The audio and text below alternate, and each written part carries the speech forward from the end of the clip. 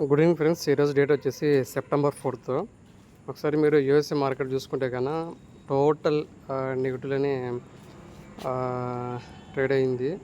-3%, -2 మొత్తం. Even European market కూడా నెగిటివ్లో trade అవుతుంది. ఓన్లీ నిఫ్టీ మాత్రమే పాజిటివ్ ట్రేడ్ అవుతుంది. రేపు మన మార్కెట్ మేబీ ఈరోజు మదరే రేపు కూడా నెగిటివ్ ట్రేడ్ అయ్యే ఛాన్స్ ఉండొచ్చు. చూద్దాం. మళ్ళీ మిడ్ నైట్ కల్లా ఏమన్నా రికవర్ అవుతుందేమో యూఎస్ఏ మార్కెట్. రికవర్ అయితే కన్నా బాగుంటుంది.